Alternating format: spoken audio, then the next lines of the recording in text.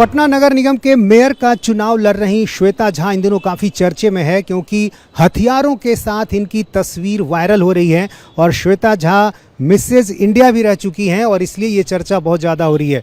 Mrs India, Patna नगर निगम के mayor का चुनाव लड़ने वाली उम्मीदवार को हथियारों का क्या शौक?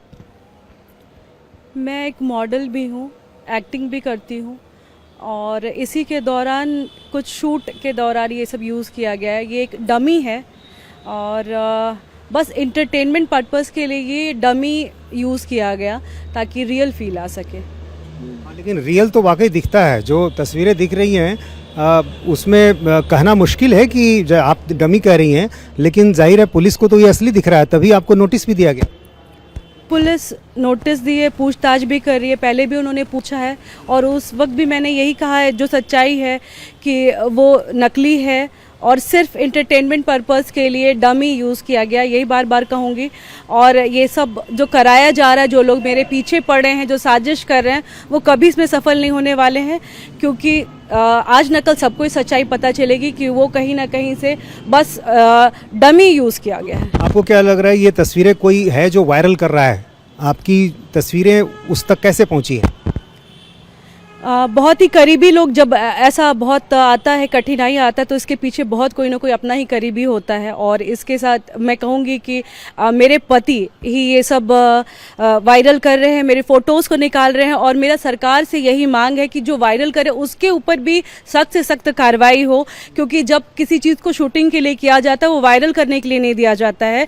अगर कुछ हथियार नुमा खिलौना अगर कैमरे में आया है तो नहीं करना चाहिए, जबकि वो व्यक्ति खुद इतना खराब है, उसने किस हद तक मेरा शारीरिक शोषण किया है। मिसेस इंडिया होने का उसने इतना फ़ायदा उठाया है कि मिसेस इंडिया अगर है तो अपने व्यावसायिक दोस्तों के साथ व्यवसाय में इसको कैसे तब्दील कर सके, इस तरह की चीज़ें।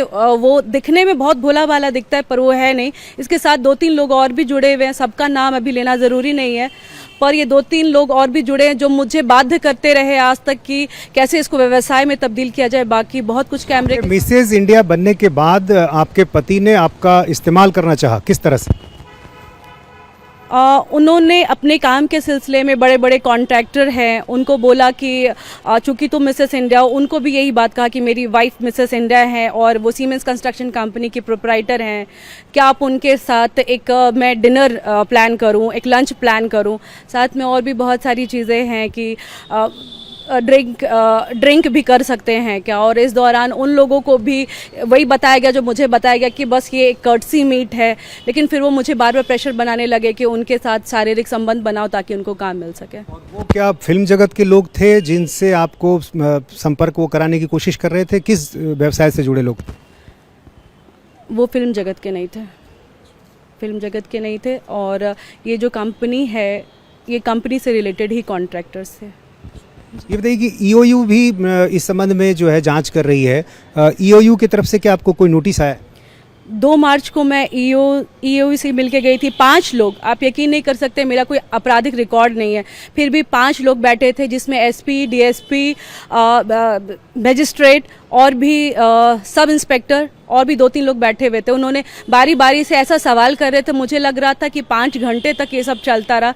मुझे लगा कि एक छोटी सी चीज़ के लिए इतने लोग बैठे हुए हैं और मैंने उनको दिखाया भी कि ये मेरा लाइटर है, ये पिस्टल नुमा लाइटर है, मैंने दिखाया, उन्होंने हाथ में भी लिया और उन्होंने कहा कि ठीक है। अब उनका ये कहना है कि ये अभिषेक यादव का हो सकता है, इसलिए उनका हथियार में लेकर हो सकता है। तो मेरी जानकारी में 10 लोग ऐसे जिनके पास पिस्टल है, क्या मैं सबको भेज दूँगा? मेरा ये सवाल है।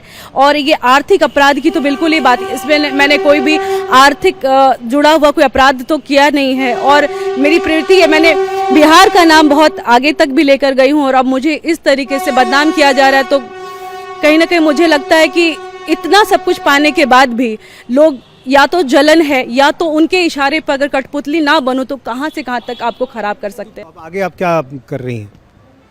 अब आगे मैं पुलिस थाने की चक्कर लगा रही हूँ, मैं घर भी नहीं जा पा रही हूँ क्योंकि एक कहीं ना कहीं बना हुआ है कि वो कभी भी हमला करा सकते हैं। जो व्यक्ति इतनी दूर तक, हर एक न्यूज़पेपर में मैं देख रही हूँ, हर एक मीडिया चैनल्स पे देख रही हूँ कि इन सब के बारे में वो जिक्र इतना खुलेआम कर रहे हैं और भी कई तरह के आरोप लगा रहे हैं। तो अभी घर जाना मेरे लिए तो खतरों से बिल्कुल ही भरा हुआ है, इसलिए मैं नहीं जाऊँगी अभी घर। मेरी बेटी अकेली है, मेरा उससे मिलने का मन बहुत करता है और मैं कभी कभी बाहर उसे बुलाकर मिल भी लेती हूँ, लेकिन अभी तो फिलहाल मैं सभी थानों का चक्कर लगा रही हूँ और मुझे पता नहीं है कि उसकी और पहुँच कहाँ तक है और कौन कौन थाने से मुझे बुलाया जा सकता है।